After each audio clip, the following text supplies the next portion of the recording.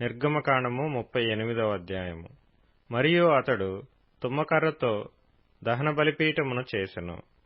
దాని పొడుగు 5 మూరలు, దాని వెడల్పు 5 మూరలు, అది చచ్చౌకమైనది. దాని ఎత్తు 3 మూరలు, దాని 4 మూలలను కొమ్ములను చేసెను. దాని కొమ్ములు దానితో ఏకాండమైనవి. దానికి ఇత్తడి రేకు పొదిగించెను. అతడు ఆ బలిపీఠ సంబంధమైన ఉపకరణములన్నిటినీ, అనగా దాని బిందెలను, దాని గరిటెలను, దాని గిన్నెలను, దాని ముండ్లను, దాని అగ్నిపాత్రలను చేసెను. దాని ఉపకరణములన్నిటినీ ఇత్తడితో చేసెను. ఆ బలిపీఠము నిమిత్తము దాని జవ క్రింద దాని నడిమి వరకు లోతుగానున్న వల వంటి ఇత్తడి జల్లెడను చేసెను. మరియు అతడు ఆ ఇత్తడి జల్లెడ యొక్క 4 మూలలలో దాని మోతకర్రలుండు 4 ఉంగరములను పోతపోసెను.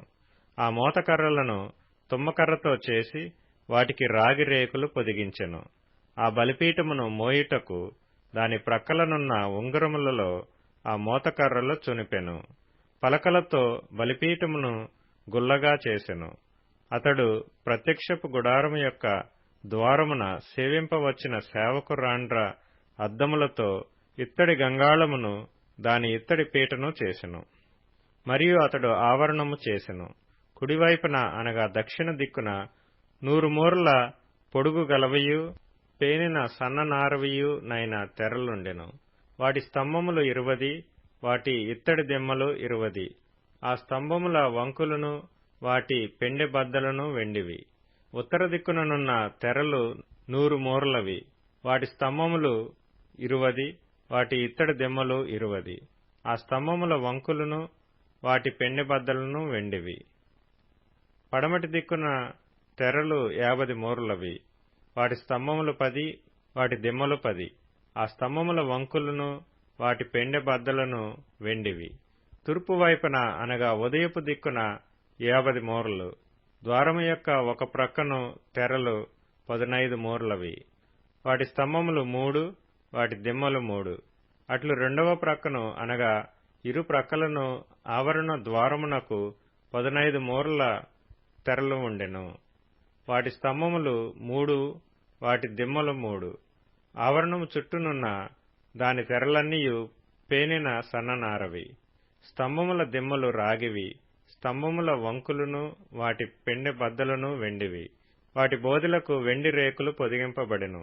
ఆవరణపు స్తంభములన్నీయు వెండి బద్దలతో కూర్పబడెను. ఆవరణ ద్వారపు తెర నీల ధూమ్ర రక్త వర్ణములు గలదియు, పేనిన సన్ననారతో చేయబడినదియు నైన బుటా పనిది.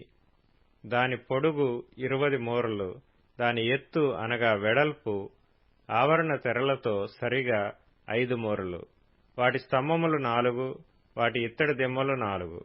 వాటి వంకులు వెండివి. వాటి బోదెలకు వెండి రేకు పొదిగింపబడెను. వాటి పెండె బద్దలు వెండివి. మందిరమునకు దాని చుట్టూనున్న ఆవరణమునకును చేయబడిన మేకులన్నీయు ఇత్తడివి. మందిర పదార్థముల మొత్తము అనగా సాక్ష్యపు మందిర పదార్థముల మొత్తము ఇదే. ఇట్లు వాటిని యాజకుడైన అహరోను కుమారుడగు ఈతామారు లేవీల చేత మోషే మాట చొప్పున లెక్క పెట్టించెను. యూదా గోత్రికుడైన హూరు మనుమడును ఊరు కుమారుడునైన బెసలేలు యెహోవా మోషేకు ఆజ్ఞాపించినదంతయు చేసెను.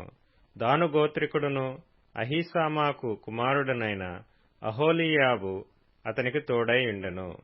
ఇతడు చెక్కువాడును, విచిత్రమైన పని కల్పించువాడును, నీల ధూమ్ర రక్తవర్ణములతోనూ సన్ననారతోనూ బుటాపని చేయువాడనై ఉండెను. పరిశుద్ధ స్థల విషయమైన పని అంతటిలోనూ పని కొరకు వ్యయపరచబడిన బంగారమంతయు అనగా ప్రతిష్ఠింపబడిన బంగారు పరిశుద్ధ స్థలపు తులము చొప్పున 116 మణుగుల 530 తులములు. సమాజంలో చేరిన వారి వెండి పరిశుద్ధ స్థలపు తులము చొప్పున 400 మణుగుల 1575 తులములు.